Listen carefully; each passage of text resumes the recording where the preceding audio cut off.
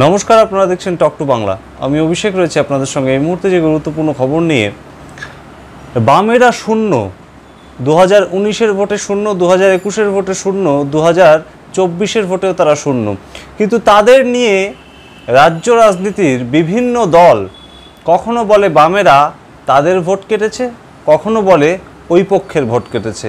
আজ যেমন বললেন শুভেন্দু অধিকারী। সেই খবর নিয়ে বিস্তারিত আলোচনা করব, কিন্তু তার আগে অবশ্যই টক টু বাংলার ইউটিউব চ্যানেলটিকে সাবস্ক্রাইব করুন এবং প্রত্যেকটি ভিডিও লাইক, শেয়ার, কমেন্ট করে ভরিয়ে দিন বন্ধুবান্ধব পরিচিত মহলে টক টু বাংলা। আজকে সেই খবরে বামেদের ভোট কমতে কমতে তলানিতে এসে ঠেকেছে। এমনই সবসময় রাজ্যের শাসক দল এবং কেন্দ্রের শাসক দল, এই দুই যুযুধান দলই তারা কিন্তু আক্রমণ করে এই বলে, এবং বাম নেতাদের আমরা দেখেছি বেশ খানিকটা অস্বস্তিতে পড়তে বিভিন্ন বিতর্ক সভায়।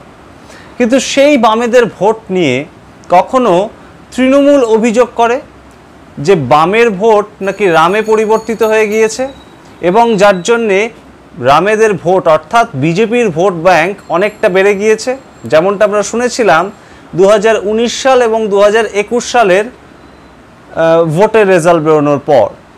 ঠিক তেমনই কথা কিন্তু 2024-এ ভোটে হেরে যেতে বা ভোটের মার্জিন কমে যাওয়ার পর বা ভোটের সিট কমে যাওয়ার পর বিজেপির বিরোধী দলনেতা শুভেন্দু অধিকারীর মুখে শুনলাম।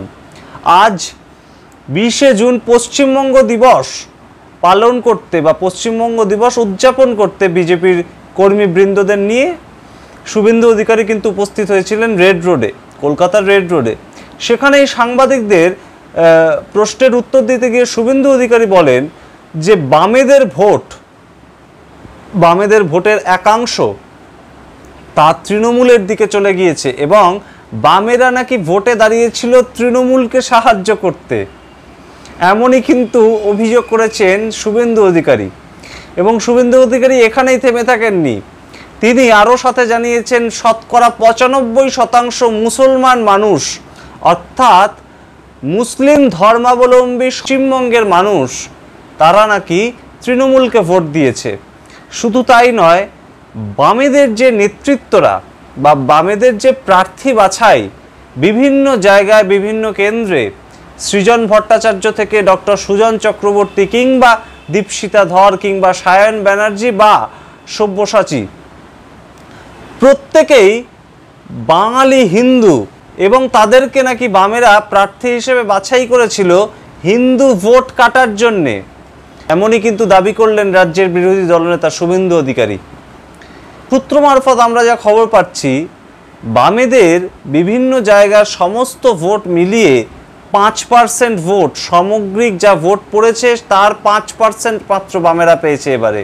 কিন্তু তারপরেও রাজ্য রাজনীতিতে বারংবার যাদেরকে শূন্য খাতা খুলতে পারেনি এমন আখ্যায়িত হতে হয় বিভিন্ন দলের কাছ থেকে, রাজ্যের মুখ্যমন্ত্রী থেকে রাজ্যের বিরোধী দলনেতা সবার মুখে হঠাৎ বামেদের নাম কেন?